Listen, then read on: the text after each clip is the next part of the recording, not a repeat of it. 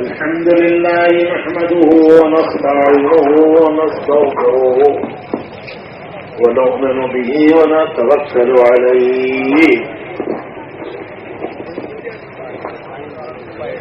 ونعوذ بالله من شرور أنفسنا ومن سيئات أعمالنا ونعوذ بالله من شرور أنفسنا ومن سيئات أعمالنا من يهده الله فلا مضل له ومن يضلل فلا هادي له ونشهد أن لا إله إلا الله وحده لا شريك له ونشهد أن سيدنا ونبينا ومولانا محمدا عبده ورسوله صلى الله عليه وعلى آله وصحبه وبارك وسلم تسليما كثيرا.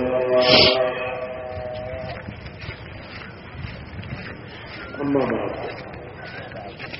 محترم بھائیوں، بزرگوں اور دوستوں، دعوت کی اس محنت میں ہر آدمی کو اپنی اصلاح کی نیت سے لگنا ہے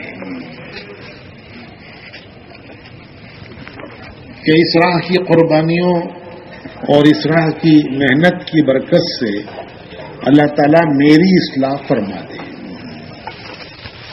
ہر ایک کو اپنی اصلاح کی نیت سے اس محنت میں لگنا، اس میں اپنی جان مال لگانا، قربانیاں دینا، مشقتیں اٹھانا، اس نیت کے ساتھ کہ اس کے برکت سے اللہ ہماری اصلاح فرما دے. اصلاح کسے کہتے ہیں؟ اصلاح کہتے ہیں جو کچھ اللہ اس کے رسول کو پسند ہے وہ ہماری زندگی میں آ جائے، آتا چلا جائے، اور جو کچھ اللہ اس کے رسول کو پسند نہیں ہے وہ زندگی سے نکلتا چلا جائے.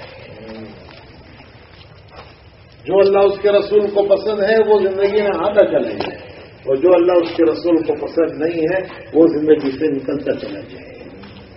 اور اسلام یہ موت تک کا کام ہے کہ موت تک بھی اصلاح ہو گئی تو آدمی بڑا خوش نصیب ہے. یہ محنت موت.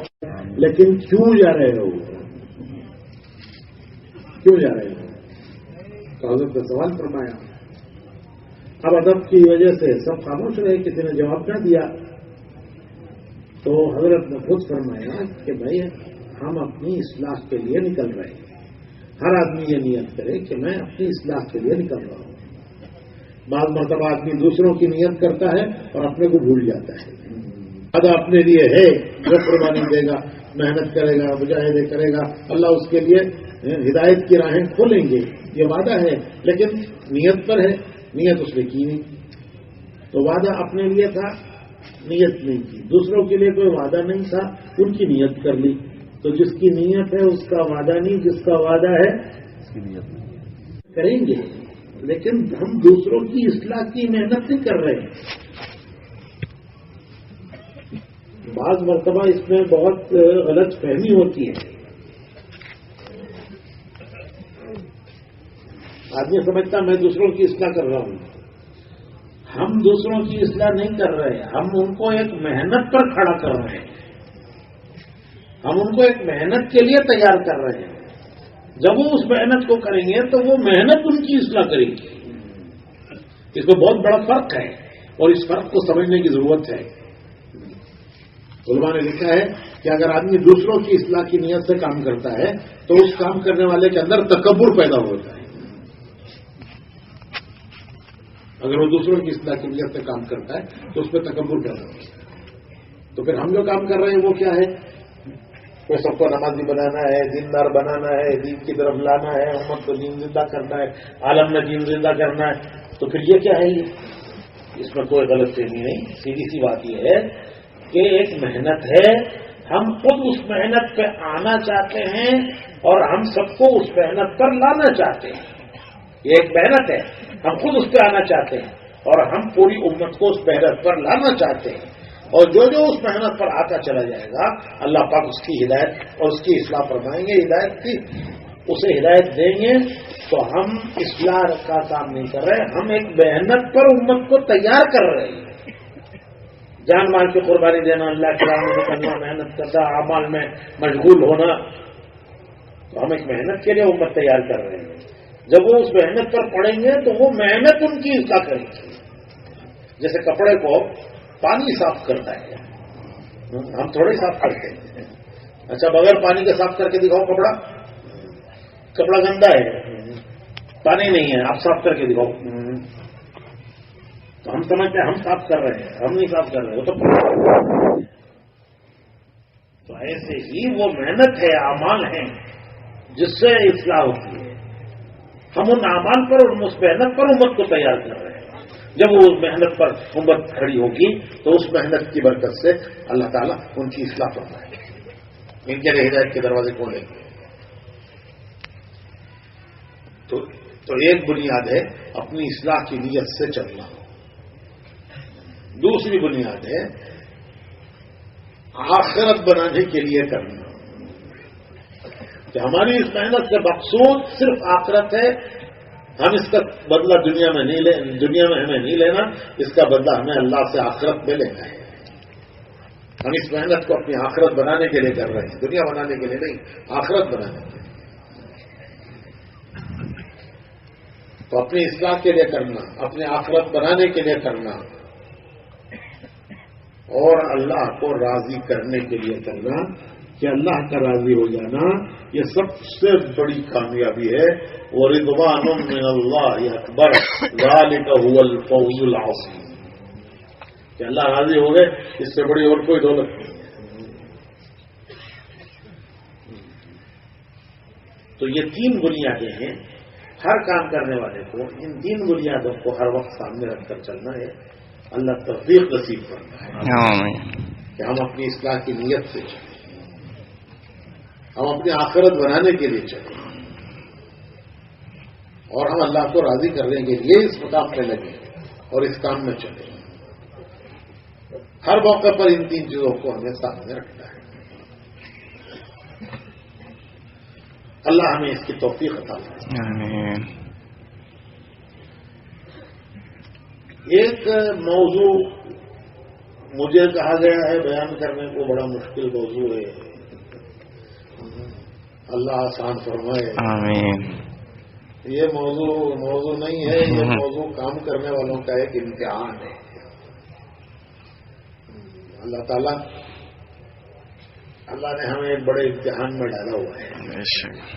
سب جانتے ہیں کہ ایک اختلاف ہے اور ایک اختلاف ہو گیا ہے، اور یہ اختلاف نہیں ہے بلکہ یہ اختلاف ایک امتحان ہے، کام کرنے والوں کا امتحان ہے. تو بھائی اختلاف کیا ہے اور ہمیں کیا کرنا ہے؟ یہ دو باتیں میں مختصر سے عرض کرنا چاہتا ہوں کہ اس وقت جو دعوت کے اس کام میں ایک اختلاف آیا ہوا ہے اور یہ کام ایک بحران سے گزر رہا ہے. کام کرنے والے بھی ایک بحران سے گزر رہے ہیں، کام بھی بحران سے گزر رہا ہے اور سمجھ میں نہیں آ رہا ہے کہ کیا کرنا ہے کیا نہیں کرنا ہے. کچھ مایوس ہیں، کچھ کنفیوز ہیں، کچھ لوگ مایوس ہیں کہ بھائی کیا وہ کریں گے، اس پہ بھی اختلاف ہو گیا، اب کیا کریں، ادھر جائیں کہ ادھر جائیں. تو وہ مایوس ہیں، وہ کچھ کنفیوز ہیں، کیا کرنا ہے تو سمجھ میں نہیں آ رہا ہے. تو بھائی مایوس ہونے کی ضرورت نہیں، کنفیوز ہونے کی ضرورت نہیں ہے. نہ مایوس ہونے کی ضرورت ہے نہ کنفیوز ہونے کی ضرورت ہے. ضرورت تو کام کرنے کی ہے. کام سیدھا سادہ ہے، بہت سمپل ہے، سیدھا سادہ کام ہے. اب تک جو کرتے رہے ہیں 50 سال سے، ماشاءاللہ کوئی نیا کام نہیں ہے. عمریں گزری ہیں بہت سو کی، اس میں 50 سال لگے ہیں. تو جو کرتے رہے ہیں اب تک اسے کرتے رہو. تو مجھے مختصر سے یہ کہنا ہے کہ اختلاف کی وجہ کیا ہے، اس کی کیا وجہ ہے، کیوں خامخواہ یہ اختلاف میں پڑ رہے ہیں؟ تو خامخواہ نہیں پڑھے تو اس کی کیا وجہ ہے، اور پھر اس صورت میں کرنا کیا ہے؟ تو بھائی اختلاف کی وجہ یہ ہے کہ حضرت علی رضی اللہ تعالیٰ عنہ نے حضور اکرم صلی اللہ علیہ وسلم سے پوچھا، حضرت علی نے پوچھا. کس سے پوچھا؟ حضور صلی اللہ علیہ وسلم. اور عجیب بات یہ ہے کہ حضرت علی کے زمانے میں ہی اختلافات ہوئے، صحابہ میں ہوئے، آپس میں اختلافات ہوئے، اور وہ اختلافات حضرت عمر کے زمانے میں نہیں تھے، حضرت عثمان کے آخر زمانے میں ہوئے، اور حضرت علی کا سارا زمانہ اختلافات میں ہی گزرا. تو اختلافات حضرت علی کے زمانے میں ہی ہوئے. اور عجیب بات یہ ہے انہوں نے ہی حضور سے پوچھا. حضرت علی رضی اللہ تعالیٰ نے حضور صلی اللہ علیہ وسلم سے پوچھا کہ اللہ کے رسول صلی اللہ علیہ وسلم، کام تو قیامت تک چلے گا، آپ کی نبوت تو قیامت تک کے لیے ہے، آپ کو اللہ نے قیامت تک کے لیے نہیں بنا کے بھیجا ہے، تو ہم تو قیامت تک چلے گا، مسائل پیش آئیں گے. تو جب مسائل پیش آئیں تو ہم کیا کریں؟ یہ سوال تھا حضرت علی رضی اللہ تعالیٰ عنہ کا حضور صلی اللہ علیہ وسلم سے. تو حضور صلی اللہ علیہ وسلم نے فرمایا کہ فقہا عابدین کو جمع کرو، فقہا عابدین کو جمع کرو. فقہا دین کی سمجھ رکھنے والے، اور عابدین اللہ سے ڈرنے والے. فقہا دین کی سمجھ رکھنے والے، عابدین اللہ سے ڈرنے والے. فقہا عابدین کو جمع کرو. اور ہاں میں نے پتا نہیں درمیان کی ایک بات چھوڑ دی کہ بتائی. حضرت علی نے فرمایا، پوچھا حضور سے کہ اللہ کے رسول صلی اللہ علیہ وسلم، کام تو قیامت تک چلے گا، مسائل پیش آئیں گے، اگر ان کا حل ہم قرآن حدیث میں نہ پائیں، یہ جملہ میں نے پتہ نہیں بیان کیا کہ چھوڑ دیا. تو حضرت علی نے یہ پوچھا کہ اللہ کے رسول صلی اللہ علیہ وسلم، کام تو قیامت تک چلے گا، مسائل پیش آئیں گے، اگر ان کا حل ہم قرآن حدیث میں نہ پائیں تو پھر ہم کیا کریں؟ یہ جملہ چھوڑ گیا تھا نا.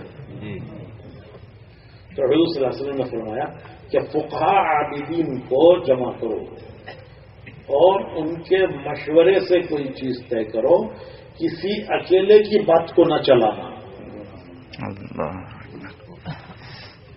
تو امت کا کام ہے، امت کا مسئلہ ہے. جب ایسے مسائل پیش آئیں جس کا حل تمہیں قرآن حدیث میں نہ ملے، نہ پاؤ، تو کیا کرو؟ عابدین کو جمع اور ان کے مشورے سے کام کرو، کسی اکیلے کی بات نہ چلانا. اور بعض علماء نے اس کا ترجمہ لکھا ہے کسی اکے دکے کی بات نہ چلانا. تو یہ اس امت کو کام کرنے کے لیے قیامت تک ایک رخ دیا گیا ہے، اسی کا نام شورا ہے. یہ جو فقہا عابدین کو جمع کر کے مشورہ کرنا ہے، اسی کا نام شورا ہے، اسی کا نام مشورہ ہے، اسی کا نام مشورہ ہے، اسی کا نام شورا ہے.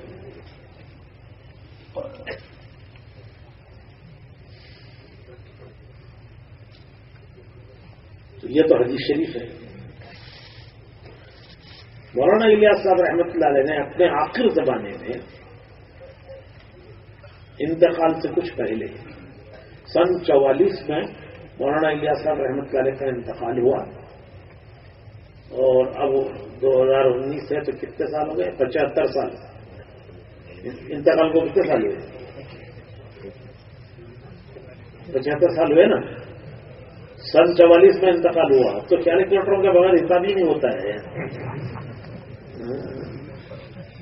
75 سال ہو گئے تقریباً، 85 ہو گئے.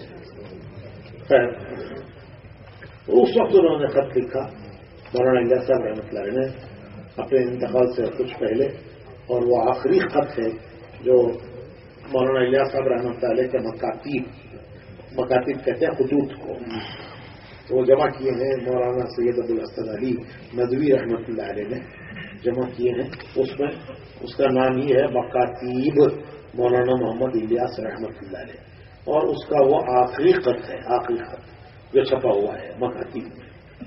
وہ لکھا ہے مولانا الیاس صاحب رحمۃ اللہ علیہ نے حضرت قاری طیب صاحب رحمۃ اللہ علیہ، جو اس وقت دیوبند کے محتمین تھے دارالعلوم کے، حضرت قاری طیب صاحب.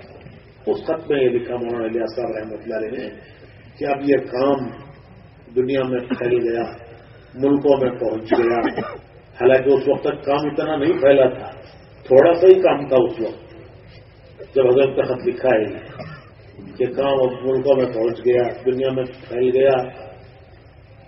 آئندہ اس کام کو چلانے کے لیے ایک جماعت کی ضرورت ہے کہ جن کی نگرانی اور سرپرستی میں یہ کام چلے. مشائخ، علماء اور احوال کی سمجھ رکھنے والے، مشائخ، علماء اور احوال کی سمجھ رکھنے والے، ان کی یہ 3 باتیں فرمائی ہیں.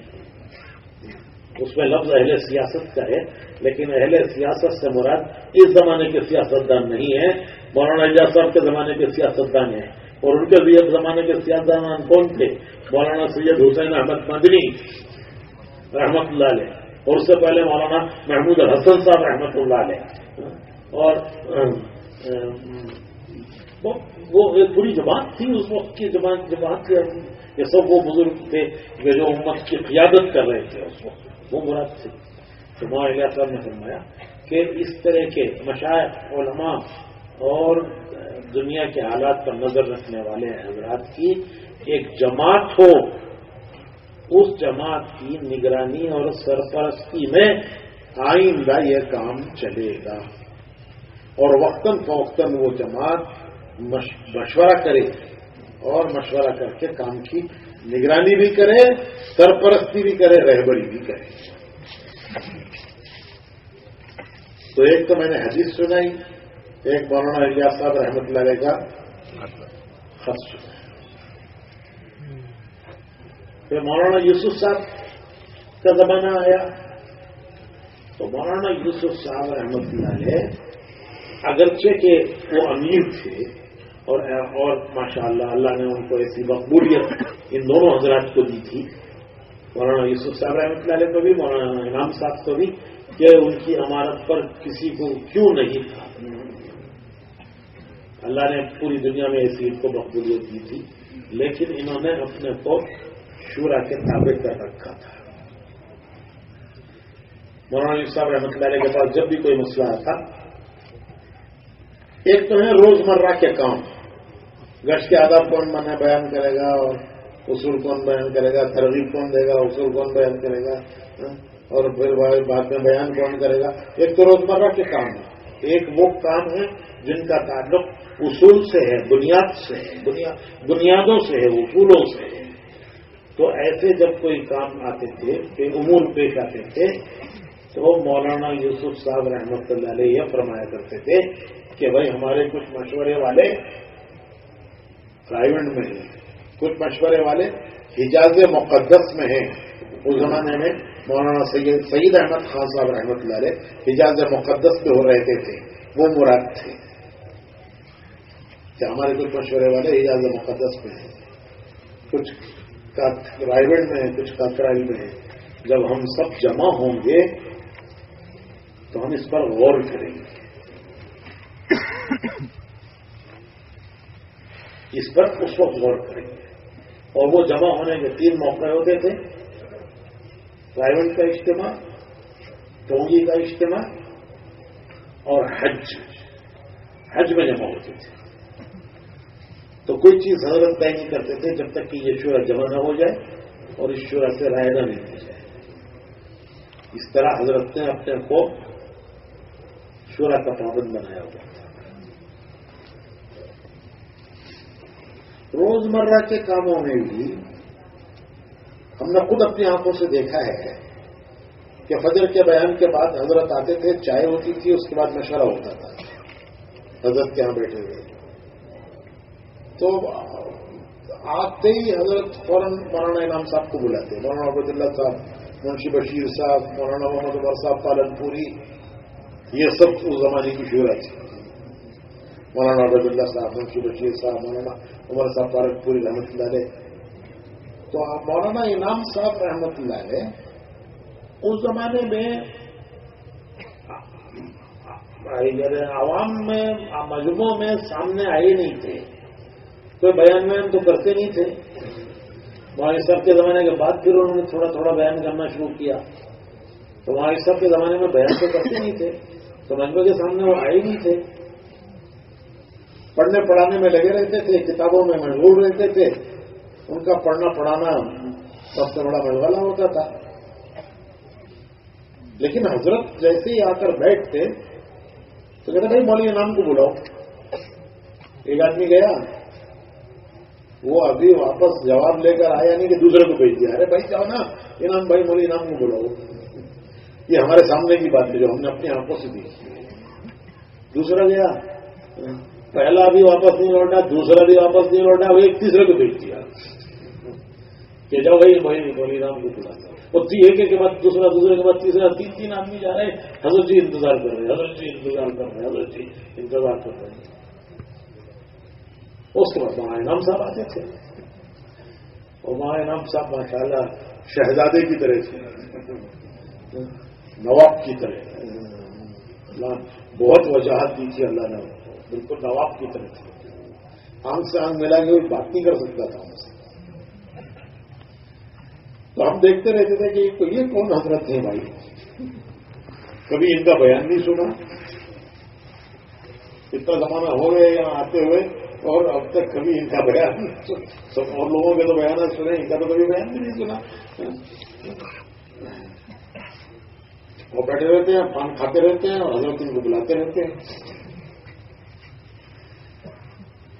تو ہم سب کو تعجب ہوتا تھا, لیکن حضرت ان کے مشورے کے بغیر کوئی کام نہیں کرتے تھے. ایک دن مولانا یوسف صاحب رحمۃ اللہ علیہ نے یہ فرمایا کہ میں مولوی انعام صاحب کے مشورے کے بغیر کوئی کام نہیں کرتا. میں ان سے مشورہ کیے بغیر کوئی کام نہیں کرتا, کیونکہ جتنا مولانا یوسف صاحب رحمۃ اللہ علیہ کو انہوں نے سنا ہے میں نے نہیں سنا. نہیں, مولانا الیاس صاحب رحمۃ اللہ علیہ کو جتنا مولانا انعام صاحب نے سنا ہے, مولانا یوسف صاحب نے فرمایا کہ میں نے نہیں سنا. کیوں کہ میں اس زمانے میں کتابوں میں مشغول تھا, تصنیف, تعلیم, حیات الصحابہ کا اتنا کتابوں میں مشغول تھا. اور مولوی انعام صاحب مولانا الیاس صاحب کے ساتھ ایسے رہتے تھے سائے کی طرح, سائے کی طرح رہتے تھے. جیسے آدمی کا سایہ اس سے جدا نہیں ہوتا, ویسے یہ مولانا الیاس صاحب سے جدا نہیں ہوتے تھے, سائے کی طرح لگے رہتے تھے. اس لیے جتنا انہوں نے مولانا الیاس صاحب کو سنا ہے اتنا میں نے نہیں سنا. اس لیے مجھے اطمینان نہیں ہوتا جب تک ان سے مشورہ نہ کروں.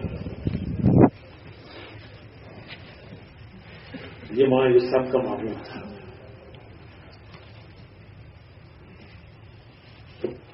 تو پہلے تو میں نے حدیث سنائی کہ حضور نے مشورے کے لیے اتنی تاکید کی. تو مولانا الیاس صاحب کا خط سنایا, پھر مولانا یوسف صاحب کا معمول, پھر مولانا انعام صاحب رحمۃ اللہ. مولانا الیاس صاحب کا زمانہ تو ہم نے نہیں دیکھا, لیکن مولانا یوسف صاحب رحمۃ اللہ علیہ اور مولانا انعام صاحب کا زمانہ ہم نے دیکھا ہے, ساتھ رہے ہیں, دیکھا ہے. تو جب مولانا انعام صاحب کا زمانہ آیا تو حضرت جی نے کوئی چیز اپنی طرف سے نہیں طے کی جب تک کہ اس کو مشورے میں نہیں رکھا. کوئی کسی بارے میں جا کر حضرت سے عرض کرتا کوئی بات تو حضرت فرماتے کہ اچھا بھائی اسے چل مشورے میں رکھ لو. یہاں تک کہ کسی کو گھر جانا ہوتا اور وہ کہتا ہے حضرت میں گھر جانا چاہتا ہوں فلاں تاریخ کو، تو فرماتے کہ اچھا بھائی کل مشورے میں رکھ لو. کوئی بات آتی فرماتے کل مشورے میں رکھ لو. تو اتنا اپنے کو انہوں نے مشورے کا پابند بنایا. ایک مرتبہ حضرت جی گئے شیخ کے یہاں، شیخ الحدیث صاحب کے یہاں. تو جب حضرت شیخ کے یہاں پہنچے، شروع کا زمانہ تھا، تو شیخ نے پوچھا، ولی نام ہی کہتے تھے. حضرت شیخ کے شاگرد بھی تھے، داماد بھی تھے. حضرت شیخ کے مولانا انعام صاحب اور یہ صاحب دونوں شاگرد تھے، دونوں ہم سبق تھے، دونوں نے شروع سے آخر تک ساتھ پڑھا، اور دونوں شیخ کے داماد بھی تھے، شاگرد بھی تھے. تو شیخ نے پوچھا مولانا انعام صاحب سے کہ مولی نام کہتے تھے. ذرا جلدی بولتے تھے شیخ. مولی نام تمہارے حضرت جی بننے سے کیا فرق پڑا؟ کیونکہ آدمی جب بڑا ہو جاتا ہے، بڑے مقام پر اور بڑی جگہ پہنچ جاتا ہے، تو اس کے اندر بہت تبدیلی آ جاتی ہے، پھر وہ بدل جاتا ہے. تو یہ مطلب تھا شیخ کا کہ تم تو اتنے بڑی مقام پر پہنچ گئے، سارے دنیا کے کام کے امیر بن گئے، عالم کے حضرت جی بن گئے، تو حضرت جی بننے سے تمہارے اندر کیا فرق آیا؟ تو حضرت نے عرض کیا، حضرت کہتے تھے شیخ کو، شیخ حضرت ہی تھے ان کے. تو حضرت جی نے عرض کیا کہ حضرت پہلے ہماری ایک رائے ہوتی تھی، پہلے ہماری بھی ایک رائے ہوتی تھی، اب ہم نے اپنی رائے چھوڑی. جو ساتھی طے کرتے ہیں وہ کر لیتے ہیں. پہلے ہماری جو رائے ہوتی تھی، اب ہم نے اپنی رائے چھوڑ دی. اب ہم نے اپنے کو ساتھیوں کی رائے کا تابع بنا لیا کہ جو ساتھی طے کرتے ہیں ہم اس کو کر لیتے ہیں. یہ کوئی معمولی بات نہیں ہے، یہ کوئی معمولی بات نہیں ہے. یہ سب ماشاءاللہ مسجد والے جماعتوں کے ساتھی ہیں. سب کو تجربہ ہوتا ہے اس کا کہ آدمی اپنی رائے نہیں چھوڑتا. رائے چھوڑنا آسان نہیں ہے، رائے چھوڑنا بہت مشکل کام ہے. آدمی اپنی رائے نہیں چھوڑتا. مسجد والے جماعت میں بیٹھے، مشورے میں بیٹھے، رائے دی. اب وہ ساتھیوں نے اس کو نہیں سنا، نہیں مانا، رائے اور ہونے لگی، بدل اوروں کی رائے اور ہو گئی. تو یہ بار بار سمجھاتا ہے اپنی رائے کو کہ آپ میری بات سمجھتے نہیں. میرے ساتھی میری بات سمجھتے نہیں. وہ مختلف پہلوؤں سے، مختلف زاویوں سے وہ اپنی بات کو سمجھانے کی کوشش کرتا ہے کہ میں ہی سمجھدار ہوں، باقی سب میرے سے کم سمجھ ہے. سمجھ نہیں رہے اس لیے سمجھاتا ہوں. تو یہ سب کچھ روزانہ تجربہ ہوتا رہتا ہے. ارے بچہ رائے نہیں چھوڑتا اپنی، بہت بڑی بات نہیں. ابا میری رائے یہی ہے. بچی ماں کے سامنے اپنی رائے نہیں چھوڑتی، بیٹا باپ کے سامنے اپنی رائے نہیں چھوڑتا، اور یہاں ساتھیوں کے سامنے حضرت جی اپنی رائے چھوڑنے کوئی معمولی نہیں ہے. یہ تو بہت بڑا مقام ہے. تو حضرت نے اپنے کو رائے کا پابند بنایا تھا.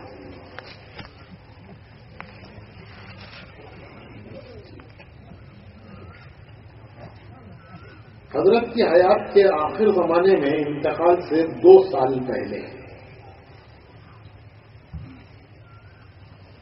اچھا ایک بات درمیان میں اور میں عرض کر دوں کہ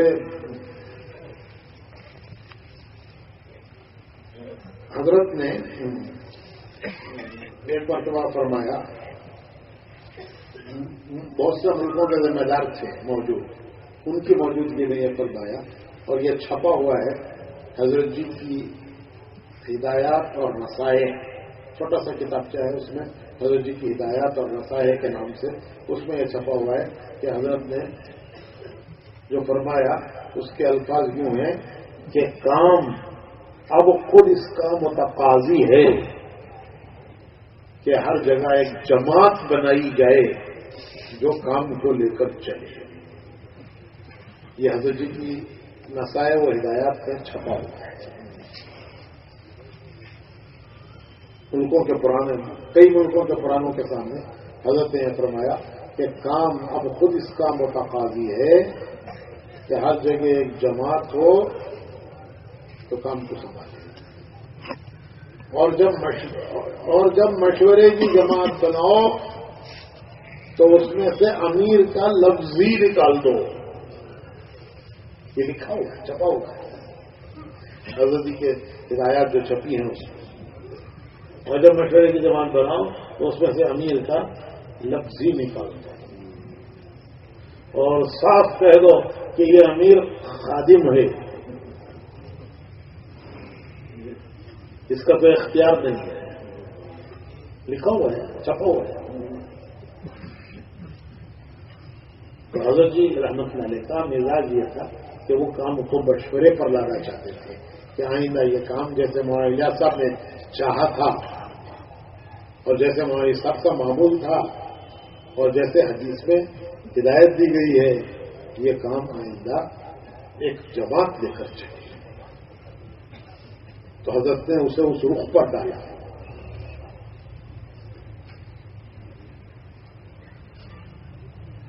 2 سال پہلے انتقال سے حضرت نے ایک جماعت شورا کی بنائی،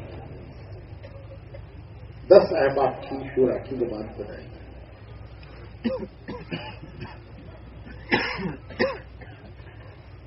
اور جب یہ شورا کی جماعت بنائی تو یوں فرمایا کہ بھائی اب کام، جب جس وقت یہ شورا کی جماعت بنائی ہم موجود تھے، ہمارے بہت سے ساتھی ہیں پرانے ساتھی جو اس وقت وہاں موجود تھے. تو اس وقت حضرت نے فرمایا کہ بھائی کام اب بڑھ چکا ہے، ملکوں میں جا چکا ہے. اللہ کا شکر ہے کہ ملکوں میں کام کرنے والے ہو گئے ہیں. اب اتنے بڑے کام کو کوئی ایک فرد سنبھالے یہ کسی کے بس کی بات نہیں ہے. جو حضرت نے فرمایا اس وقت کہ ایک فرد اتنے بڑے کام کو سارے عالم کے ایک فرد سنبھالے اور سارے عالم کے کام کی نگرانی ایک فرد کرے، یہ کسی فرد کے بس کی بات نہیں ہے. اس کے لیے ایک جماعت ہو جو سب مل کر اس ذمہ داری کو اٹھائیں.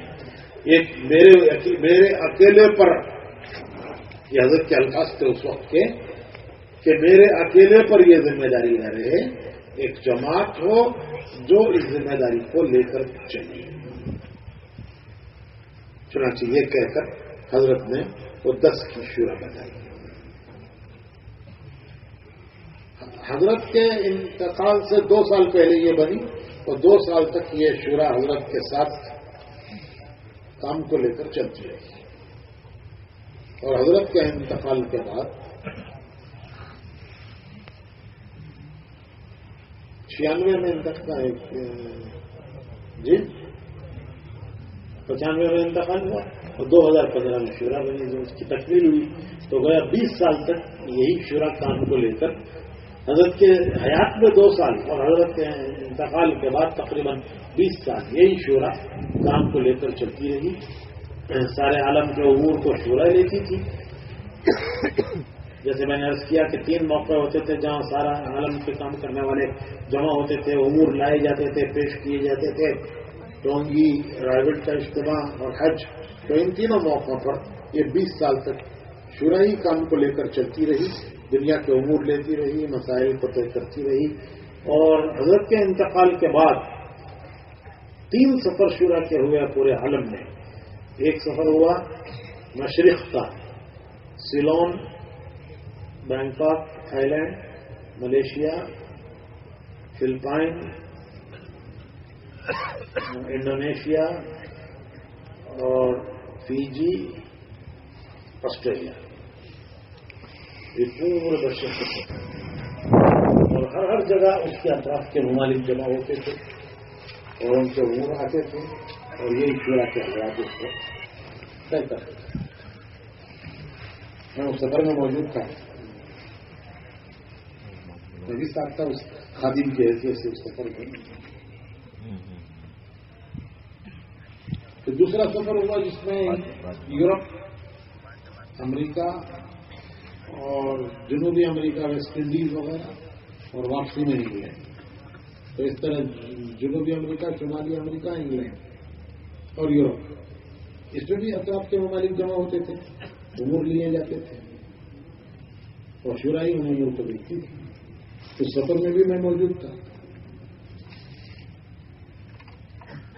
تیسرا سفر جو پوری شورا کا ہوگا،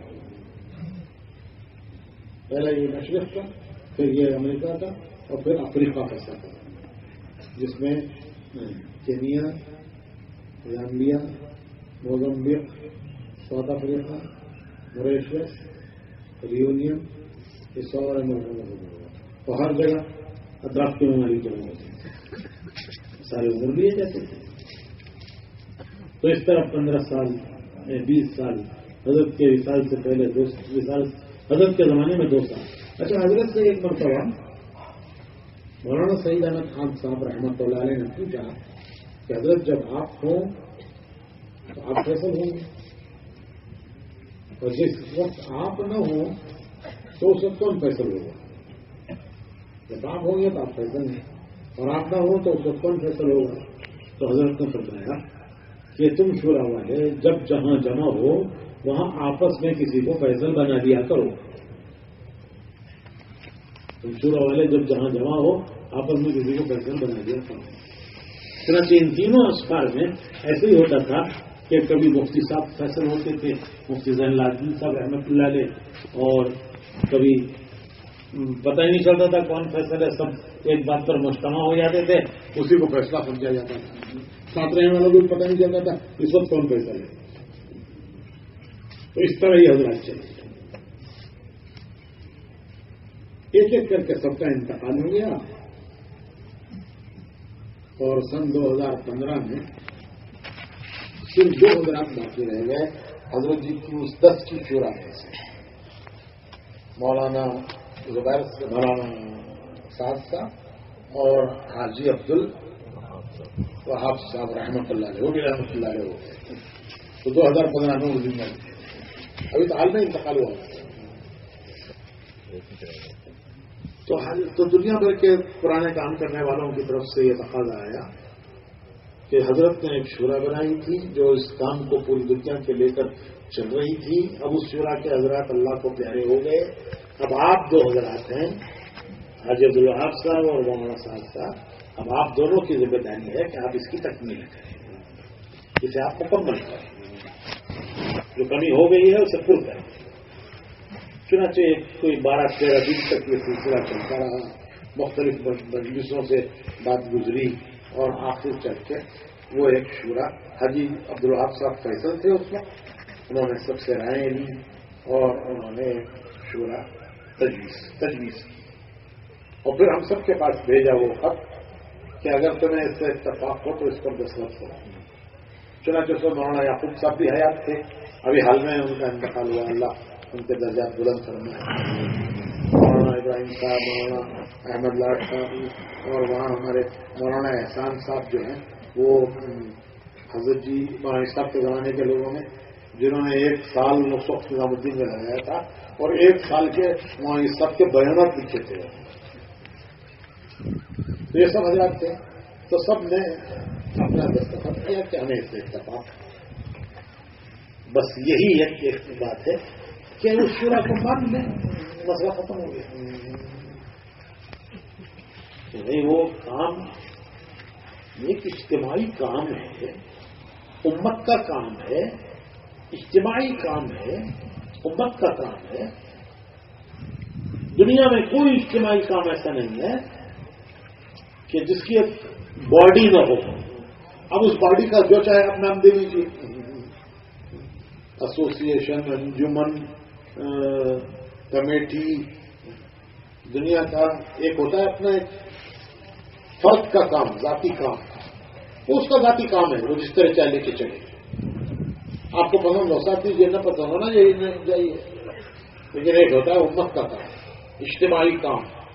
تو اجتماعی کام اسے ایک باڈی لے کے چلے. کوئی انجمن، کوئی مدرسہ، کوئی یتیم خانہ، کوئی انجمن، کوئی مدرسہ، کوئی یتیم خانہ، کوئی مدرسہ، اس سب کی ایک باڈی ہوتی ہے جو اسے لے کے چلتی ہے.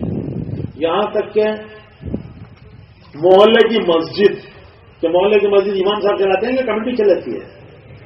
ارے بھائی حیدرآباد میں کیا ہوتا بھائی؟ محلے کی مسجد امام صاحب چلاتے ہیں کہ کمیٹی چلاتی ہے؟ کمیٹی ہوتی ہے. یہ مسجد ہے، اس کی ایک کمیٹی ہے.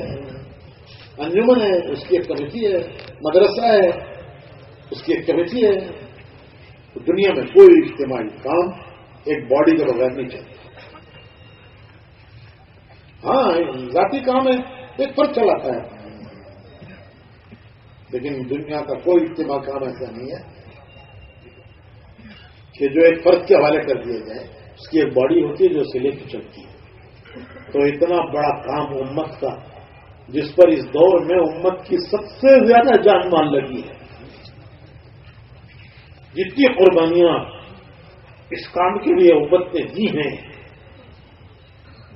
جان مال کی قربانیاں دی ہیں امت نے اس کام کے لیے، اس کی نظیر صدیوں میں نہیں ملتی.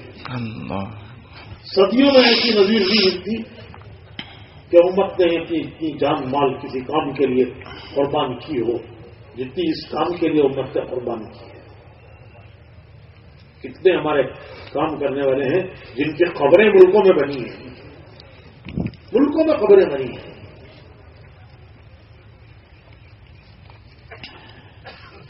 ایک ساتھی کا انتقال ہوا زامبیا میں، ہم ان کی خبر پر گئے تو وہاں معمول ہے کہ قبر پہلے سے تیار رکھی جاتی ہے خالی. ہمارے یہاں تو معمول ہے کہ کسی کا انتقال ہوا خبر کھولی جاتی ہے، وہاں ایک خبر تیار کر کے رکھی جاتی ہے، اس میں وہ ریت بھر دیتے ہیں. جب انتقال ہوا کسی کا تو وہ ریت نکال لیتے ہیں. تو ایک ساتھی کا انتقال ہوا، وہاں تقسیم ہے ان کی، ہم ان کی خبر پر حاضر ہوئے تو مؤذن نہیں، وہ خبر کھودنے والا جو خبر تیار کرتا ہے، اس نے بتایا کہ جب سے میں نے یہ خبر تیار کی تھی تو مجھے اس میں سے ایک نور نکلتا ہوا نظر آتا تھا اور ایک خوشبو محسوس ہوتی تھی. تو میں سوچتا تھا کہ یہ کس خوش نصیب کی خبر ہوگی کہ اس کے یہاں آنے سے پہلے یہاں خوشبو ہے، کہ ابھی وہ پہنچا نہیں اپنی خبر میں، لیکن ابھی سے خوشبو ہے اور ابھی سے اس میں سے نور محسوس ہوتا ہے. تو یہ بتایا اس خبر کھودنے والے. تو میں سوچتا تھا کہ کوئی خوش نصیب ہوگا جو اس پہ دفن ہوگا کہ پہلے سے یہاں خوشبو ہے. چنانچہ وہ جماعت آئی تھی، اس کے ایک ساتھی کا انتقال ہوا اور ان کو لایا گیا، یہاں دفنایا گیا. تو تب مجھے معلوم یہ ہوا کہ ہاں یہ پہلے سے تیاری تھی اس کے لیے. کتنے ہمارے کام کرنے والے ایسے ہیں کہ جنہوں نے ملکوں میں خبریں بنائی، تو جس کی کوئی نظیر صدیوں میں نہیں ملتی کہ اتنے بڑے کام کی اتنی قربانیاں اس کام کے لیے دی گئی ہوں. تو بھائی ہمارے حضرات یہی چاہتے ہیں کہ یہ کام ایک شورا کی باتیں کی ہے اور ایک شورا کی نگرانی ہونی چاہیے. یہ آپ کسی فرد کے حوالے نہ ہو کہ آئندہ چل کر کیا رخ پڑے گا. ہمارے بڑے ایک رخ ڈال کر گئے، ہمارے بڑے ایک رخ ڈال کر گئے، اپنے کو پابند دکھا کر گئے اور آئندہ کے لیے کہ آئندہ یہ کام ایک شورا کی ماتحتی اور نگرانی میں چلے گا. وہاں الیاس صاحب نے بھی اور وہاں انعام صاحب نے بھی اور وہاں انعام صاحب نے باقاعدہ شورا بنائی، ایک رخ ڈالا کام کا. مولانا انعام صاحب نے دو باتیں مولانا انعام صاحب کی بہت دور رس باتیں ہیں. ایک، مولانا انعام صاحب رحمۃ اللہ علیہ نے کام کو مسجد پر اٹھایا، مسجد وار جماعت، کہ ہر مسجد میں مسجد وار جماعت محنت کرے اور محنت کر کے مقام سے لے کر بیرون تک کے سب تقاضے وہ مسجد وار جماعت محنت کر کے اپنی مسجد سے پورا کرے. کام کو مولانا انعام صاحب نے مسجد تک پہنچایا، مسجد وار جماعت، اور مسجد وار جماعت کے روزانہ فکریں کرنا، روزانہ گھر گھر کی ملاقاتیں کرنا، جو تفصیل کے ساتھ 5 کام ماشاءاللہ یہ تو کرنے والا ہی مجمع ہے جانتا ہے. تو مولانا انعام صاحب نے مسجد وار رخ دیا کام کا. ایک ہوتا ہے سینٹرلائزیشن کہ سمیٹ کر کام کو مرکز پر لے آؤ، اور ایک ہوتا ہے کام کو مسجد تک پہنچا دو. تو مولانا انعام صاحب کا اللہ نے ان سے یہ بڑا کام لیا کہ کام کو مسجد تک پہنچا دیا. مسجد کی جماعت اب فکریں کرتی ہے، اپنے محلے کی بھی فکر کرتی ہے، اپنے گھر کی بھی فکر کرتی ہے، اپنے ماحول کی بھی دوسرے گشتوں کے ذریعے فکر کرتی ہے، سیر روزہ کے ذریعے کرتی ہے، عالم کی بھی فکر کرتی ہے. تو یہ حضرت تک ایک بہت بڑی بات تھی کہ آپ نے مسجد تک کام پہنچایا. دوسری بات یہ ہے کہ حضرت نے اس کو مشورے پر ڈالا. جیسے میں نے ابھی عرض کیا کہ لکھا ہوا ہے، چھپا ہوا ہے حضرت کی ہدایات میں کہ کام خود اب اس کا متقاضی ہے، یعنی یہ کام کا اس وقت تقاضا ہے کہ ہر جگہ ایک جماعت ہو جو کام کو لے کر چلے. لہذا جب شورا کی کہیں جماعت بناؤ تو اس میں سے امیر کا لفظ ہی ہٹا دو اور یہ کہو کہ یہ خادم ہے اور یہ ایسا خادم ہے کہ اس کا کوئی اختیار نہیں، خدمت کر لے خادم ہے. تو بھائی حضرات نے ایک روح ڈالا شورا کا. بس بات یہی ہے کہ وہ شورا کو مان لیا جائے اور شورا کے ساتھ چلا جائے. یہ ہے اختلاف کی وجہ. یہ ایک بات ہے. دوسری بات، کئی بات سمجھ میں آئی جی. کیا آج یہ سب ہمارے بڑے موجود ہیں. اللہ ان کی عمر میں برکت دے. آج کے 10 سال بعد کون ہوگا؟ گراوٹ کا زمانہ ہے، گراوٹ کا زمانہ ہے. ہر چیز گراوٹ کی طرف جا رہی ہے. آج ہمارے بڑے ہیں موجود ہیں. کل 10 سال کے بعد یہ سب اللہ ان کا سایہ قائم رکھے. لیکن جانا تو دنیا سے سب کو ہے، حقیقت ہے. پھر آئندہ یہ کس کے حوالے کیا جائے گا؟ یہ کام کس وقت کے حوالے کیا جائے گا؟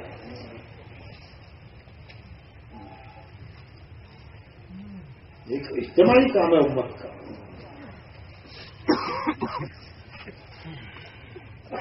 یہ ہے پہلی بنیاد. دوسری بات،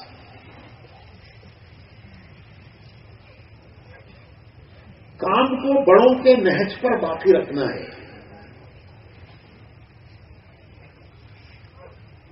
ہر آدمی اگر اپنی سمجھ سے کام کو لے کر چلے گا تو اللہ نے سب کے چہرے مختلف بنائے ہیں، سب کی صورتیں الگ الگ بنائی ہیں، سب کی آوازیں الگ الگ بنائی ہیں، سب کے چہرے الگ الگ بنائے ہیں. اسی طرح سب کے خیالات الگ الگ ہیں. جیسے اللہ نے چہرے الگ الگ بنائے. هو الذی یصورکم فی الارحام کیف یشاء. میں اب تمہاری ماؤں کے پیٹوں میں تمہارے نقشے بناتا ہوں. تو سب کے نقشے الگ الگ ہیں، سب کا تاریخ جغرافیہ الگ الگ ہے. شکلیں صورتیں جیسے الگ ہیں، خیالات بھی ایسے الگ الگ ہیں. اگر ہر آدمی اپنے خیالات پر چلے گا تو پھر وہ اجتماعیت کیسے باقی رہے گی؟ تو جو بڑوں کا دیا ہوا نہج ہے اسی میں ہماری ذاتوں کی بھی حفاظت ہے، اسی میں ہماری کام کی بھی حفاظت ہے. اور ہمارے یہ 3 بڑے، مولانا الیاس صاحب رحمۃ اللہ علیہ، مولانا یوسف صاحب رحمۃ اللہ علیہ، مولانا انعام صاحب رحمۃ اللہ علیہ. مولانا الیاس صاحب رحمۃ اللہ علیہ سے اللہ نے کام کی ابتدا کروائی. اس طریقے محنت کی اللہ نے اس طریقے محنت کو مولانا الیاس صاحب پر کھولا اور اس طریقے محنت کی ابتدا اللہ نے مولانا الیاس صاحب سے کروائی. مولانا یوسف صاحب رحمۃ اللہ علیہ نے اس کے جز کی تشریح کی. مولانا الیاس صاحب سے اللہ نے کام کے اس طریقہ کار کی اللہ نے ان سے ابتدا کروائی، شروع کروایا. مولانا یوسف صاحب رحمۃ اللہ علیہ نے اس کے جز کی تشریح کی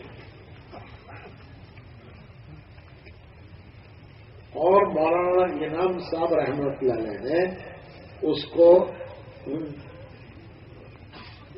ایک کتاب بنا دیا.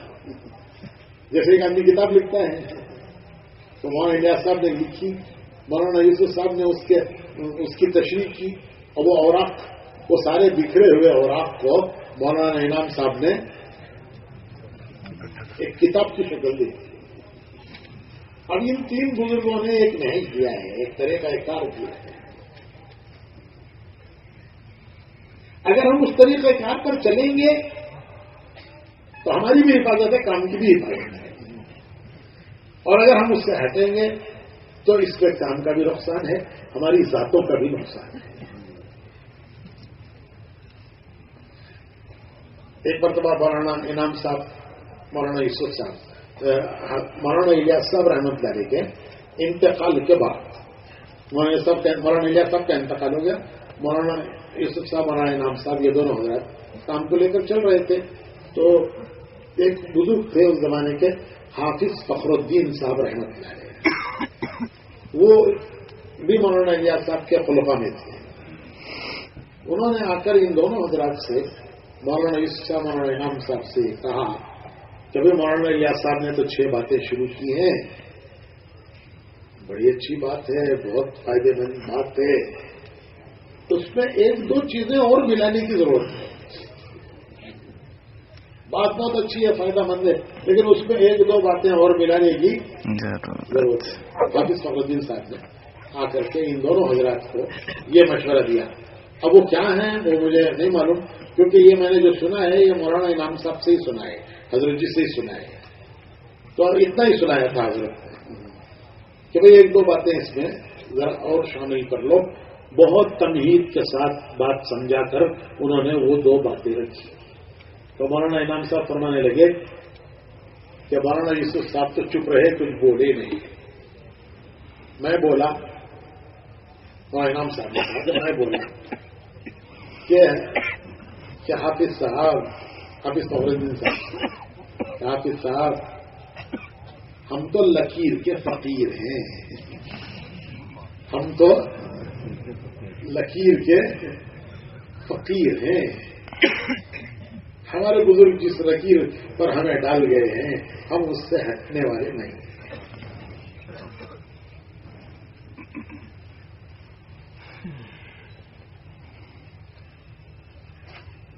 میرا پہلا چلہ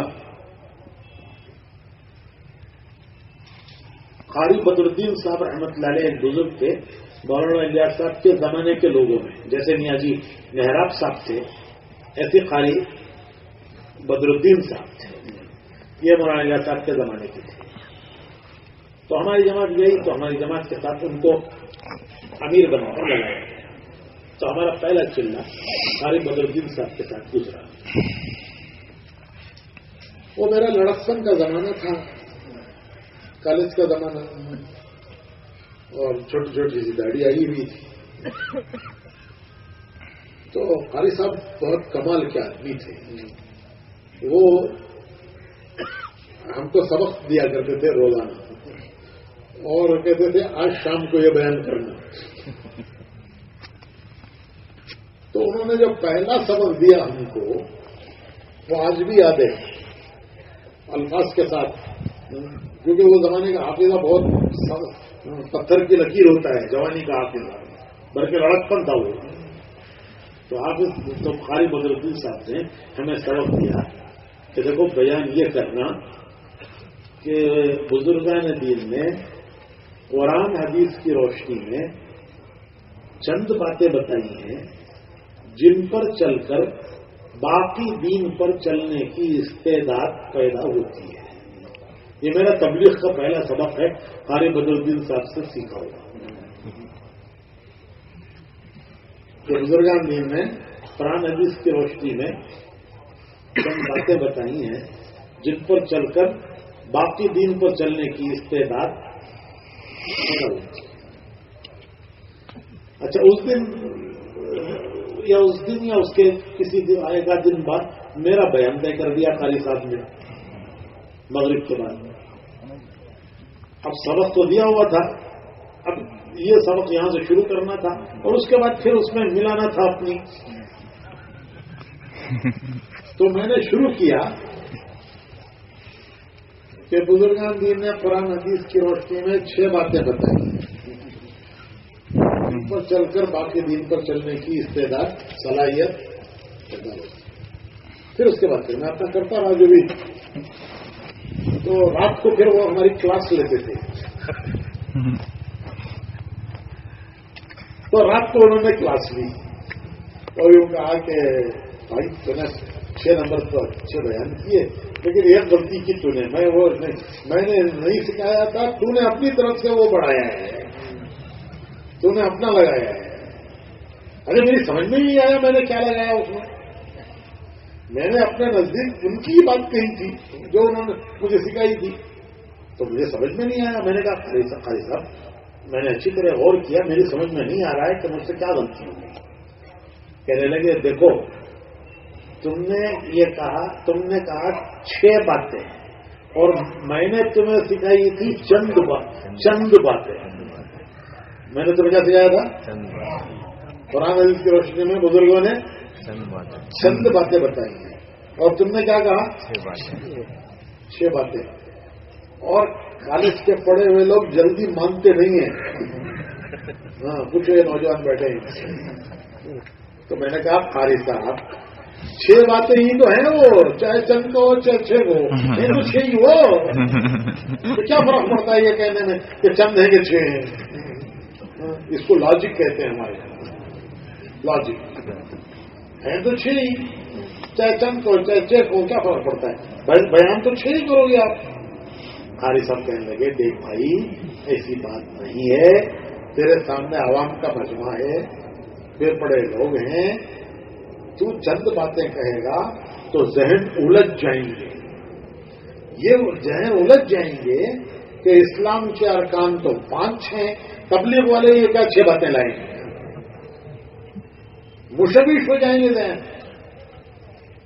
اسلام کے ارکان تو 5 ہیں, کلمہ نماز روزہ حج, کلمہ نماز روزہ زکوٰۃ اور حج, تو 5 باتیں ہیں. یہ الگ 6 باتیں الگ کیا لائے ہیں, کوئی ان کا الگ طریقہ ہے. تو لوگوں کے ذہن الجھیں گے. اور اگر تو یہ کہے کہ چند باتیں تو کوئی الجھن نہیں ہے. ایسی بات کیوں کہتے ہو جس سے لوگوں کے ذہن الجھ جائیں گے, الجھن کا شکار لوگ ہو جائیں گے. یہ پہلا سبق ہے تبلیغ میں, اور اسی پر ہمارے سارے بزرگ چلے ہیں. اگرچہ کہ ہمارے علماء بھی, حالانکہ ہمارے علماء بھی بڑے بڑے بیان کرنے والے. مولانا عمر صاحب روزانہ 2.5 گھنٹے کا بیان, یہاں 2.5 گھنٹے روزانہ گشت نہیں کر پاتے ہم. وہ روزانہ 2.5 گھنٹے, کبھی کبھی اور بڑھ جاتا تھا. روزانہ یہ نہیں کہ ایک روز کیا, روزانہ بخار ہو تو بھی, بیماری ہو تو بھی. بلکہ ڈاکٹر کہتے تھے مولانا آپ کل بیان کر دیجئے طبیعت ٹھیک ہو جائے گی. آپ کل بیان کر دیجیے طبیعت ٹھیک ہو جائے گی. تو اتنا بیان کیا, لیکن ان کی کسی بات پر علماء نے نکیر نہیں کی کہ جمہور کے مسلک سے مطابقت نہیں کرتی, یہ سلف سے ہٹی ہوئی ہے. علماء نے نکیر نہیں کی. مولانا عبید اللہ صاحب رحمۃ اللہ علیہ کتنا بیان کرنے والے اور کیسے کیسے نکات بیان کرنے والے, لیکن وہ رہتے تھے دائرے کے اندر. مولانا سعید احمد خان صاحب رحمۃ اللہ علیہ وہ تو اکثر باتیں مولانا ریاض صاحب کی کہتے تھے. ہمارے یہ بڑے بڑے مقرر بیان کرنے والے جو روزانہ گھنٹوں بیان کرتے تھے, لیکن کسی کو اعتراض ان کی باتوں پر یہ نہیں ہوتا تھا کہ یہ جمہور کے راستے سے ہٹ رہے ہیں, یہ جمہور کے طریقے سے ہٹ رہے ہیں, یہ نیا طرز فکر اور ایک اشتہاد کی لائن لے جا رہے ہیں, پتہ نہیں یہ کہاں جماعت کو لے کے جائیں گے. کسی پر اعتراض آج کیوں ہو رہا ہے؟ آج اس لیے ہو رہا ہے کہ ہم اپنے دائرے سے ہٹے ہیں. جب پرندہ اپنے پنجرے سے نکل جاتا ہے, طوطا, کبوتر, مینا, تو بلی ہٹ ڈال دیتی ہے اس پہ. وہ پرندے سے نکلا کیوں؟ جب وہ نکلا تو وہ محفوظ جگہ سے غیر محفوظ میں آ گیا اور شکار بن گیا. آج ہمارے کام کرنے والوں کا یہ ہو رہا ہے. ہمیں اپنی حفاظت کی بھی ضرورت ہے تو ہم اپنی حفاظت کریں، ہم اپنے دائرے سے باہر آگے نہ بڑھیں. ہمارا دائرہ 6 نمبر ہے. ترغیب ہے، ترغیب. ہمارے یہاں تقابل نہیں ہے، کمپیرزن. اس کو اس سے کمپیئر کرو، اس کو اس سے کمپیئر کرو. تقابل، اس سے ملاؤ اس سے ملاؤ کہ یہ یوں ہے یہ یوں ہے، اس میں یہ کمی ہے اس میں یہ بھلائی ہے. ارے بھائی اپنا کام پیش کرنا ہے اور 6 نمبروں کی ترغیب کے ذریعے پیش کرنا ہے. آج ہم اس سے ہٹے، ہم نے فتوے دینے شروع کر دیے. فتوے دینے کے لیے مدارس ہیں، ان کے یہاں شعبہ قائم ہے افتاء کے. آج تک ہمارے بزرگوں نے ہمیشہ یہی کہا کہ ترغیب دے کر عمل کے لیے تیار کرو، اور عمل کیسے کرنا ہے ان سے کہو کہ علماء سے پوچھیں. یہ ہمارا برسوں کا طرز ہے کہ امت کو ترغیب دے کر عمل کے لیے تیار کرو، اور جب وہ عمل کے لیے تیار ہو جائے تو کیسے عمل کرنا ہے ان کو علماء کی طرف متوجہ کرو کہ وہ علماء سے سیکھیں، معلوم کریں. اور ہم اب خود ہی سب کچھ بتانا شروع کر رہے ہیں.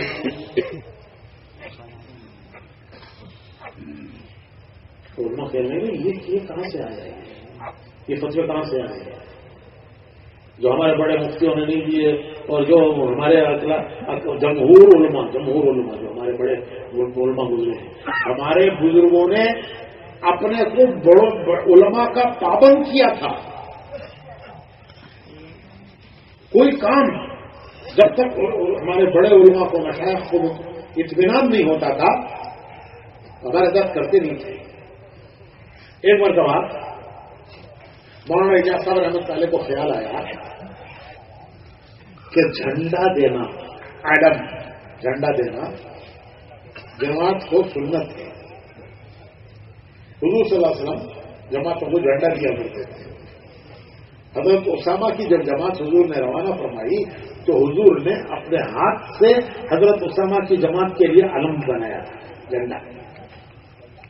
اور وہ جماعت روانہ نہیں ہوئی حضور کا حضور دنیا سے چلے گئے، لیکن اس جماعت کا اتنا اہتمام تھا حضور کو کہ حضور نے خود اپنے ہاتھ سے اس جماعت حضرت اسامہ کو جھنڈا بنا کر اپنے ہاتھ سے دیا. تو مولانا اجاز صاحب کو خیال آیا کہ ہماری جماعت کو بھی جھنڈا دینا چاہیے. لیکن ان بزرگوں کی وہی بات کہ جب تک بڑوں علماء کے سامنے آیا، مشائخ کے سامنے رکھا نہ جائے، اس وقت اپنے ذہن میں آیا تو اسے شروع نہیں کیا انہوں نے. مولانا اجاز صاحب کہنے لگے کہ یہ بات تو یہ بہت اچھی ہے لیکن شیخ کو آ جانے دو. شیخ آنے والے ہیں، شیخ الحدیث مولانا زکریا صاحب، شیخ کو آ جانے دو. ان کی نظر حدیث پر گہری ہے اور حالات پر بھی گہری ہے، ان سے مشورہ کریں. حالانکہ شیخ الحدیث مولانا الیاس صاحب کے شاگرد ہیں، بھتیجے ہیں. مولانا الیاس صاحب چچا ہیں، وہ بھتیجے ہیں، کچھ زمانہ پڑا بھی ہے. لیکن وہ شیخ ہیں، 48 سال بخاری کا درس کیا ہے، 48 سال شیخ نے بخاری کا درس کیا ہے. اور اللہ نے ان سے ایک بہت بڑی خدمت لی کہ حدیث کو گھر گھر تک ان کے ہاتھوں پہنچا دیا. اور یہ جو فضائل کی کتابیں ہیں یہ مولانا الیاس صاحب نے کہہ کر شیخ الحدیث سے لکھوائی، اس کے عنوانات کہہ کے لکھوائی کہ صحابہ کے حالات پر لکھو، بچوں پر، عورتوں پر، ان کے بچوں کے، ان کی عورتوں کے، اور فضائل نماز، فضائل ذکر، فضائل قرآن. شیخ سے مولانا الیاس صاحب نے یہ کتابیں کہہ کر لکھوائی. تو میں کیا کہہ رہا تھا؟ جھنڈا.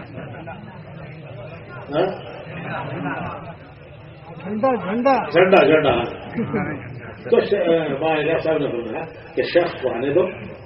شروع نہیں کیا، شیخ کو آنے دو، ان کی نظر حدیث پر گہری ہے. چنانچہ شیخ تشریف لائے تو مولانا الیاس صاحب نے شیخ سے فرمایا کہ بھائی جماعتوں کو جھنڈے دیے جاتے تھے، جماعت جھنڈا لے کے چلتی تھی، تو میرا جی چاہتا ہے کہ میں بھی جماعتوں کو جھنڈے دے کے دے دوں. تو شیخ نے فرمایا کہ حضرت اس زمانے میں جھنڈے کے معنی اور تھے، آج جھنڈے کے معنی اور ہے. آپ ہرگز ایسا نہ کیجیے، آپ ہرگز ایسا نہیں کیجیے. اس زمانے میں اس کے معنی اور تھے، مطلب اس کا اور تھا، آج اس کا مطلب اور ہے. اور اگر بھائی وہ جھنڈا چالو کر دیا جاتا تو یہ میدان میں کتنے جھنڈے لگتے؟ ہر منطقے والے جھنڈا لے کے آتے، ہر ضلع والے جھنڈا لے کے آتے، ہر مسجد والے جھنڈا لے کے آتے، تو کہاں لگانا تھا بھائی؟ اس کے لیے ایک گراؤنڈ اور ہونا. تو شیخ نے فرمایا کہ اگر فیضی نہ کیجیے، آج کے زمانے میں جھنڈے کے معنی کچھ اور ہے. تو یہ کہہ رہا ہوں کہ انہوں نے پابند بنایا تھا. مولانا یوسف صاحب، مولانا انعام صاحب، ان دونوں حضرات کو مولانا الیاس صاحب رحمۃ اللہ علیہ، مفتی کفایت اللہ صاحب رحمۃ اللہ علیہ کے ہاں بھیجا کرتے تھے کہ مفتی صاحب سے بات پوچھ کے.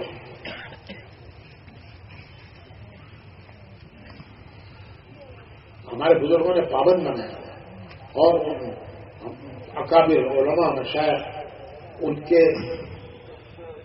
اتفاق کے بغیر، یعنی ان کی موافقت کے بغیر انہوں نے اپنی طرف سے چیز شروع کی اور پابند رکھا اپنے کچھ باتوں کا. آج بھائیوں یہ سب حدود ٹوٹ گئی، یہ سب حدود ٹوٹ گئی.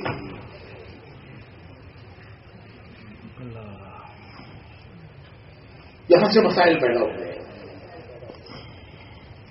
یہ فتوے دینے لگے بھائی یہ کہاں سے فتوا ہے، اس کی کیا بنیاد ہے؟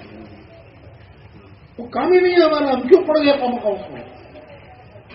ہمارا کام تو عوام میں جا کر محنت کرنا، گشتیں کرنا، سمجھا کر مسجدوں میں لانا، ان کو ترغیب دے کر اللہ کے راستے میں نکالنا، عمل پر کھڑا کرنا ہے امت کو ہمارا کام. عمل کیسے کریں؟ ان کو علماء کی طرف متوجہ کریں، یہ ہمارا طریقہ ہے. 6 باتوں میں ہم کو پابند کیا گیا تھا، لیکن ہم نے وہ حدود توڑی تو چاروں طرف تو ہم محفوظ نہ رہے ہیں.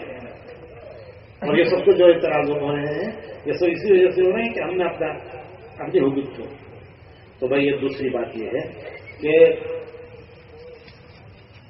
پہلی بات شورا کے ساتھ چلنا،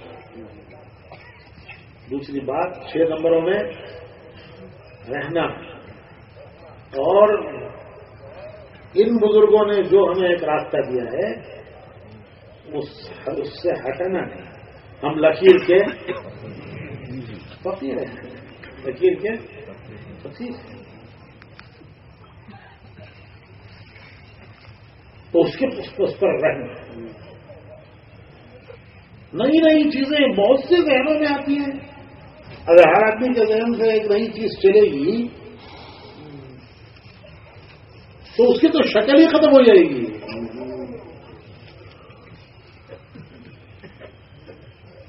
اس کی شکل ہی باقی نہیں رہے گی، وہ اپنی اصل سے اس کی اپنی اصل ہی ختم ہو جائے گی.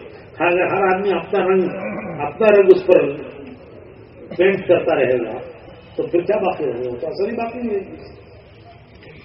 تو ہم یہ چاہتے ہیں کہ جو ہمارے اکابر نے کیا، مولانا الیاس صاحب، محمد اسلام مولانا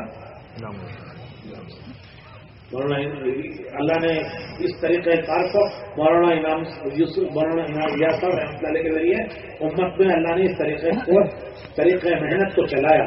مولانا انعام یوسف صاحب نے اس کے جز کی تشریح کی اور مولانا انعام صاحب نے اس کو منضبط کیا، منظم کیا اور منضبط کیا.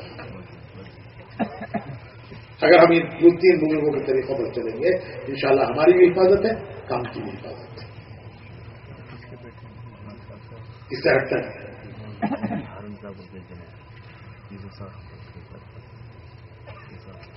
ٹھیک ہے بھائی، انشاءاللہ. اب آگے کی بات، یہ تو میں نے اختلاف کر رہا ہوں، اس کی وجوہات بتائیں گے کہ وجوہات کیا ہے. بھائی شورا کے ساتھ چلو، شورا کو مان لو، بس ختم. اختلاف کا بتائیں اور نئی چیزیں نہ جو بزرگوں نے آپ کو راستہ دیا ہے. اور اگر کوئی ضرورت پڑے کسی چیز کے چلانے کی تو وہ شورا کے اتفاق کے ساتھ چلائی جائے، اپنی طرف سے نہ چلائی جائے. اگر ہر آدمی اپنی جگہ پر رہے گا تو پھر پتہ نہیں کام پہنچیں گے. ہر ڈرائیور گاڑی کو ایک ایک روٹ پر لے کے جاتا رہے گا. تھوڑی دیر یہ بیٹھا کہیں لے گیا, تھوڑی دیر وہ بیٹھا وہ کہیں لے گیا, تھوڑی دیر وہ بیٹھا وہ کہیں لے کے گیا, تو وہ گاڑی منزل کو پہنچے گی ہی نہیں کہ ہر ڈرائیور ایک طرف لے جا رہا ہے. تو کیسے پہنچے گی منزل کو؟ وہ ڈرائیور کو پابند ہونا چاہیے کہ میرا روٹ کون سا ہے. اس روٹ پہ رہے گا تو منزل کو پہنچے گا. اگر وہ تھوڑی تھوڑی دیر میں ہر ڈرائیور اگر اپنا روٹ بدلتا رہے گا تو وہ گاڑی منزل کو کبھی نہیں پہنچے گی. چلیے آخری بات یہ ہے کہ ہمیں کیا کرنا ہے.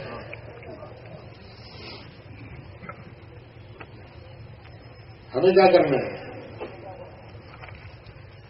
بھائی؟ ہمیں اس اختلاف میں نہیں پڑنا ہے. ہمیں اس اختلاف میں نہیں پڑنا ہے. جیسے 50 سال پہلے سے کام کرتے آئے ہیں, کوئی نیا کام نہیں ہے کہ اس کو سمجھانے کی ضرورت ہے. جو کرتے آئے ہیں اختلاف سے پہلے بھائی ان باتوں کو کرو. کوئی نئی بات اپنی طرف سے مت چلو, اس میں نہ پڑو, کسی سے الٹو مت. اگر کوئی کچھ اور کرتا ہے تو اس سے الجھو مت. آپ تو جو اپنے بزرگوں نے بتایا ہے طریقہ اس پر رہو. دوسرا اگر کچھ اور کرتا ہے تو اس سے بولو بھائی, الجھنا نہیں, اس سے الجھنا نہیں. ہم اپنے اس پر چلیں گے اور ہم کسی دوسرے سے نہیں الجھیں گے. ہم خود نہیں الجھے, وہ ہمیں الجھانا چاہتا ہے. ہم نہیں الجھے لیکن دوسرا ہمیں الجھانا چاہتا ہے. تو وہ حدیث ہے نا رمضان کی کہ اگر کوئی تم سے جھگڑا کرنے آئے تو اس سے کہہ دو کہ میرا روزہ ہے, اور پھر بھی وہ نہ سمجھے تو حدیث شریف میں ہے نا رمضان میں اپنے آپ سے کہ میرا روزہ ہے, مجھے کہاں تم جھگڑے میں ڈال رہا ہے. پھر بھی وہ نہ سمجھے تو اپنے آپ کو سمجھاؤ کہ تیرا روزہ ہے. وہ نہیں سمجھ رہا ہے, خود کو سمجھا لو تیرا روزہ ہے. تجھے نامناسب بات نہیں کرنی چاہیے. تو کسی سے الجھنا نہیں, کسی سے ٹکرانا نہیں. میں اکثر مثال دیا کرتا ہوں کہ گاڑی جا رہی تھی, دوسری گاڑی سامنے سے آ کر اس کے مقابل کھڑی ہو گئی. ایگزیکٹو ڈرائیور وہ لا کے تمہاری گاڑی کے سامنے اپنی گاڑی لگا دیتا ہے. حالانکہ آپ اپنے روٹ پہ جا رہے ہو, لیکن وہ جو ہے وہ آ کے آپ کے سامنے, آپ کی گاڑی کے سامنے آ کے کھڑا دیتا ہے. ایسا آندھرا میں نہیں ہوتا. ارے نہیں ہوتا کیا بھائی؟ باقی دنیا میں چھوٹا سو ہے. تو ہماری گاڑی کے سامنے اس نے اپنی گاڑی لگے کھڑا کی, دونوں انجن آمنے سامنے. اب آگے بڑھو تو کیا ہوتا ہے بھائی؟ آگے بڑھو تو کیا ہوتا ہے؟ ایکسیڈنٹ. آگے بڑھو تو ایکسیڈنٹ, اور ایکسیڈنٹ ہوا تو کس کا نقصان؟ کس کا نقصان بھائی؟ دونوں کا نقصان. دونوں کا نقصان. ہو سکتا ہے میرا نقصان زیادہ ہو جائے تو ایکسیڈنٹ سے بچو. تو ایکسیڈنٹ سے بچنے کے لیے جو عقل مند ڈرائیور ہے وہ کیا کرتا ہے؟ میرا بھائی سائڈ دے دو. ہمارے یہاں جملہ ہے یہ, سائڈ دے دو. تمہارے ملک ہے سائڈ دے دو بات, تو ہٹ جاؤ, سائڈ دے دو. وہ نکل جائے, پھر آپ اپنے چلتے رہو اپنے روٹ پہ. اسے سائڈ دے دو, اچھا بھیا تو ہی بڑا آدمی ہے, وہ نکل جائے, پھر آپ اپنے روٹ پہ چلتے رہو. ٹکراؤ مت, کسی سے ٹکراؤ. ٹکرائیں گے اس کا بھی نقصان ہے, ہمارا بھی نقصان ہے, اور دونوں ملا کے کام کا نقصان ہے. یعنی دونوں ملا کے گاڑی کا نقصان ہے. بھائی ایکسیڈنٹ ہوگا تو گاڑی کا تو نقصان ہوگا. آدمی کا بھی کوئی نقصان ہو سکتا ہے لیکن گاڑی تو گئی. گاڑی تو چلنے کا قابل رہی نہیں آپ، تو اس لیے ٹکرانا ہے، نہیں ٹکرانا تو کیا کرنا ہے؟ بولو بھائی، سائڈ دے دینا تو سائڈ دے دیں گے نا انشاءاللہ. اچھا بھائی، اچھا بھائی، حیدرآبادی سلام 3 مرتبہ نہیں تو کم سے کم 1 بار ہی کر دو. اچھا بھائی، اچھا بھائی، جاؤ بھائی، اچھا بھائی، جاؤ بھائی، جاؤ بھائی، وہ چلا جائے پھر آپ اپنے روٹ پہ چھوڑ، لیکن ٹکرا مت کیجیے، الٹو مت کیجیے.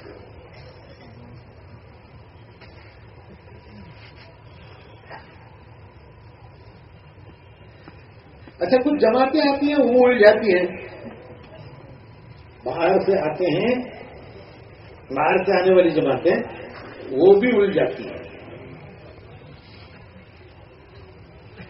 اچھا جماعت میں سب ایسے نہیں ہوتے ہیں، جماعت تو اللہ کے راستے میں نکلی ہے، اپنی جان مال کی قربانی سے نکلی ہے، اپنے آخرت بنانے کے لیے نکلی ہے، اللہ کو راضی کرنے کے لیے نکلی ہے.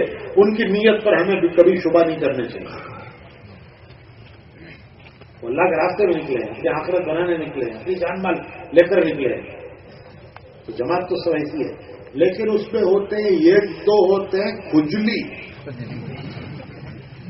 جماعت میں 1-2 ہوتے ہیں کیا؟ کھجلی. کھجلی کا تو تمہاری مسجد میں کتنے شورا کی طرف، کتنے امارت کی طرف، کتنے شخصی نظام کی طرف، کتنے امارت کی.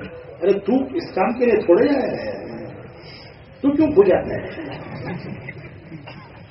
اور کھجلی بڑی خراب چیز ہے.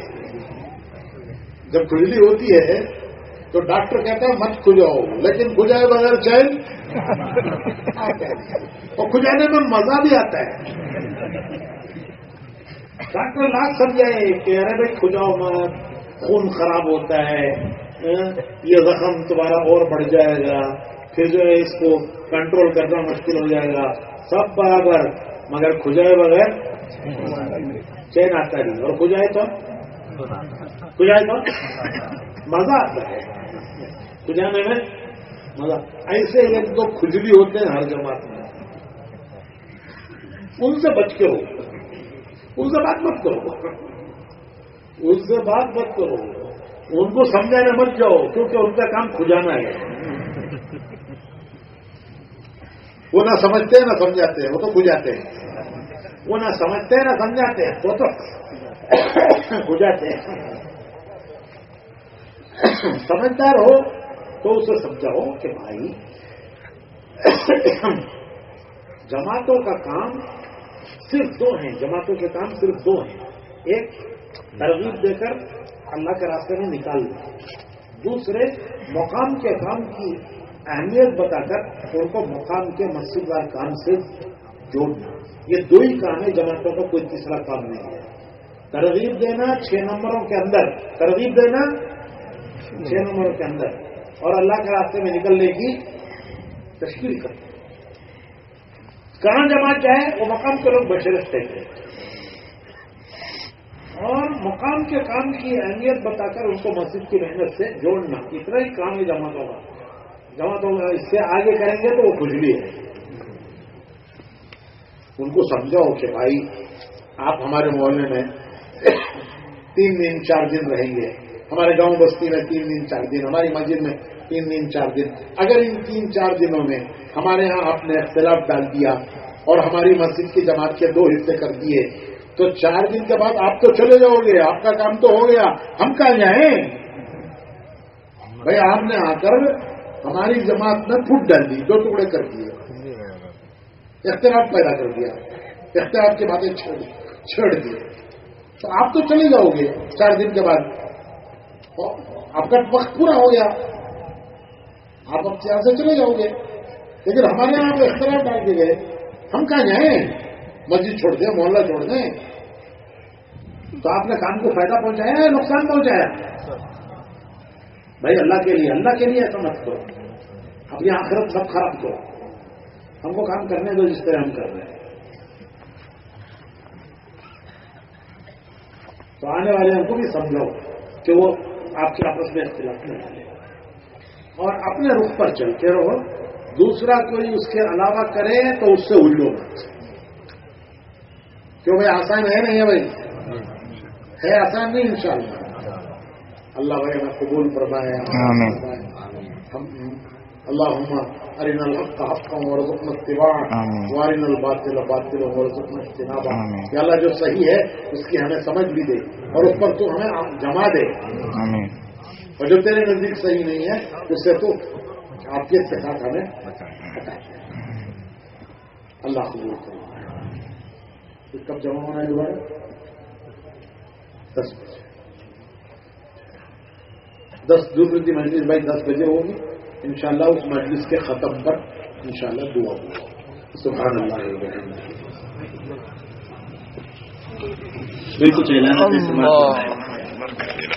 کچھ اہم اعلان ہے جانے کی واپسی کی ترتیب کے اعتبار سے یہ سارے ساتھی نوٹ کر لیں, خاص کر جو مہمان باہر سے آئے ہیں. اس کے بعد انشاءاللہ پھر اپنے ضروریات میں www.attableek.com The Reviver of